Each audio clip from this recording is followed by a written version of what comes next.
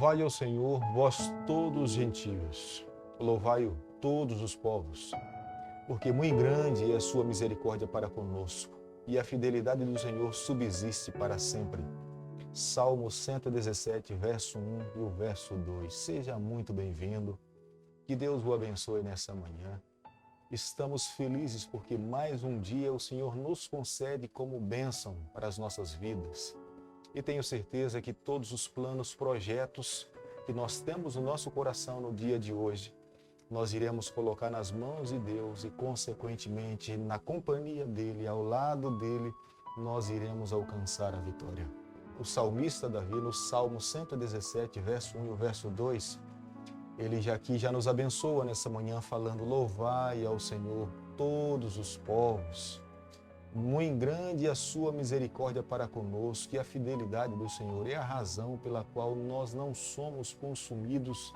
É a misericórdia, é a bondade, é a grandeza do nosso Deus. Nós precisamos nos refugiar a cada dia nas suas mãos, nos seus braços, e permitirmos que Ele conduza a nossa vida. Temos estudado um livro lindo, é o livro de Gênesis. O próprio nome nos denota de onde nós viemos, como a raça humana surgiu e, consequentemente, quando nós temos certeza de onde nós viemos, o nosso coração descansa nas mãos daquele que nos criou e nos levará um dia a estarmos com Ele por toda a eternidade, porque esta é a razão pela qual o livro do Gênesis foi escrito. E nesse momento quero convidar você a ter nas mãos a palavra do Senhor no livro de Gênesis, capítulo 6, do verso 5. Viu o Senhor que a maldade do homem se havia multiplicado na terra, e que era continuamente mal todo o desígnio do seu coração. Quando o pecado entrou no planeta Terra, ele se proliferou de uma forma muito veloz. Foi necessário que Deus tomasse uma atitude. E quando nós olhamos para os dias em que nós estamos vivendo, nós podemos ver que a proliferação do pecado, o desenvolvimento do pecado não é apenas uma característica dos dias em que nós nos encontramos, mas é uma característica também que nós encontramos no início, no princípio de todas as coisas. A maldade se alastrou no coração do ser humano de uma forma que Deus teve que tomar uma medida com respeito ao pecado no início de todas as coisas. E a medida que ele tomou tem nome de dilúvio. O dilúvio foi estabelecido com Deus com o objetivo de frear o desenvolvimento tão rápido do pecado. Deus queria que os seres humanos o reconhecessem como sendo o Criador de todas as coisas. Deus queria que o ser humano olhasse para Ele e o visse como sendo o Deus Criador do céu e da terra. Mas como o ser humano, no início do Gênesis, ele estava tão envolvido com o pecado que não conseguia enxergar a mão de Deus.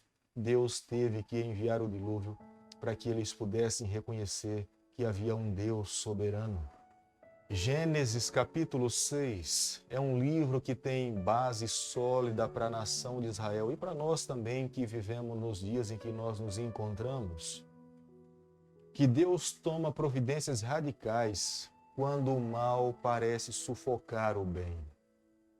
Em meio aos perigos oriundos da corrupção humana, o livro de Gênesis proporcionou a Israel e a nós também uma base teológica e histórica de sua existência como povo escolhido de Deus.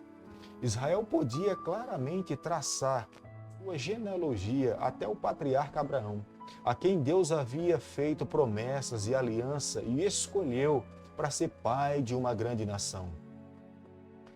Dessa forma, o livro de Gênesis dava segurança à nação de Israel de que Deus faria um futuro glorioso para aquela nação se eles permanecessem seguros nas suas promessas. O dilúvio aconteceu de uma forma direta e clara, provinda das mãos de Deus. Foi um ato real que aconteceu nessa terra. Nós podemos ver que a história relata que a literalidade desse acontecimento. Os profetas relataram isso no livro de Isaías, capítulo 54, verso 9. Os apóstolos, Pedro, tanto no seu primeiro livro, 1 Pedro, capítulo 3, o verso 20, Segundo Pedro, capítulo 2, o verso 5, capítulo 3, o verso 6. O próprio Jesus, no livro de Mateus, capítulo 24, verso 37 a 39. Lucas, capítulo 17, verso 26 a 27. Também muitos achados arqueológicos em todo o mundo comprovam a literalidade do dilúvio no planeta Terra. O objetivo de Deus com a inundação mundial foi colocar um limite ou um ponto no desenvolvimento moral, social, físico e espiritual numa sociedade que sofria e imperava a violência e o pecado. É interessante nós atentarmos para o capítulo 2, para 2 pontos. Primeiro, Satanás tentou afetar a Deus, tentando destruir um dos valores estabelecidos no Éden, que foi a família. E o resultado foi catastrófico, porque Satanás implantou no coração do ser humano o desejo de viver uma poligamia. E, consequentemente, isso foi um prejuízo tremendo, porque a base da família ela é discipuladora.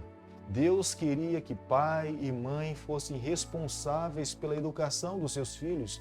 E, consequentemente, quando Satanás colocou o desejo no coração dos seres humanos em viver a poligamia, isso trouxe um prejuízo porque a família perdeu o controle de poder exercer a educação sobre os seus filhos.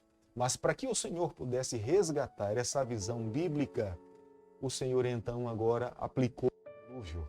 E o Senhor então chamou a Noé, para que Noé pudesse ser aquele que viesse viver essas verdades. E após o dilúvio, nós podemos ver Noé estabelecendo um altar e sendo aquele que chamando a sua família para adorar a Deus e buscar ao Senhor. E Noé foi aquele escolhido pelo Senhor para que pudesse recomeçar, reestruturando essa terra através da sua família.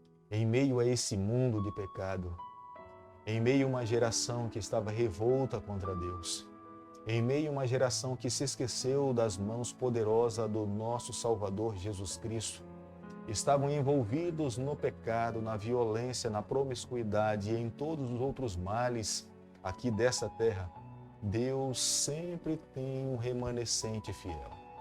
E no capítulo 6, o verso 9, eis a história de Noé. Noé era homem justo, íntegro entre os seus contemporâneos. Noé andava com Deus. Veja que em meio à corrupção humana desse planeta Terra, Deus tinha um remanescente, Noé e a sua família. Noé, a Bíblia fala que era um homem justo, um homem íntegro. Não queremos entender que Noé não tivesse cometido nenhum pecado, mas em meio à corrupção do gênero que acontecia nesse mundo, Noé escolheu servir ao Senhor. Noé desviava-se do mal. Noé buscava adorar ao Criador. Noé reconhecia que havia um Deus soberano. Vivendo dessa forma, o céu olhando para Noé, o Senhor conseguiu compreender que havia integridade na vida de Noé. Havia um desejo de amá-lo cada vez mais. Havia um desejo de servi-lo. E é a razão pela qual o Senhor lhe orienta para que ele pudesse fazer uma arca. E nessa arca ele deveria entrar todas as pessoas que quisessem salvar as suas vidas, porque ele daria um freio no desenvolvimento do pecado nessa terra. E é quando nós nos deparamos com o capítulo 6 e podemos ver que da mesma forma, quando um dia o Senhor voltar aqui a essa terra, Deus irá se deparar com um povo remanescente. Deus espera que esse povo que esteja nessa terra, nós possamos viver as suas verdades, nós possamos testemunhar acerca do caráter do nosso Deus. É claro, vivendo nesse mundo podemos cometer algum pecado, mas o nosso coração reconhece que nós não pertencemos a esse mundo. Nós precisamos pedir a Deus forças para que os pecados sejam eliminados da nossa vida, para que vivamos as verdades do Senhor. Meu amigo, entenda uma coisa, a graça de Deus atua na desgraça humana, porém é um direito de escolha que cabe a cada um dos filhos de Deus que se encontram aqui nessa terra em viver as verdades do Senhor. O nosso Deus, ele entra em cena e salva a quem se apega ao seu método de resgate. Deus é paciente, embora ele não seja passivo. Ele atua quando o mal desafia seus planos. Se outrora ele agiu contra a violência e a imoralidade, ele logo agirá no presente para que possa resgatar todos os filhos que lhe amaram, que lhe aceitaram e que desejam viver as suas verdades.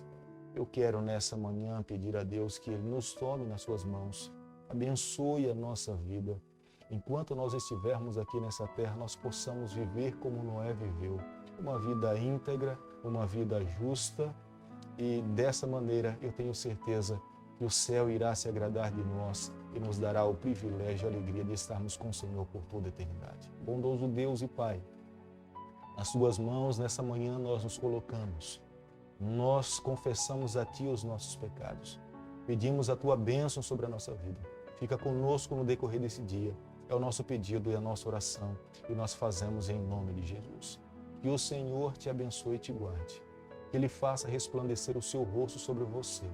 Que Ele tenha misericórdia de você. Que sobre você, nessa manhã, Ele levante o seu rosto e conceda a sua paz em nome de Jesus.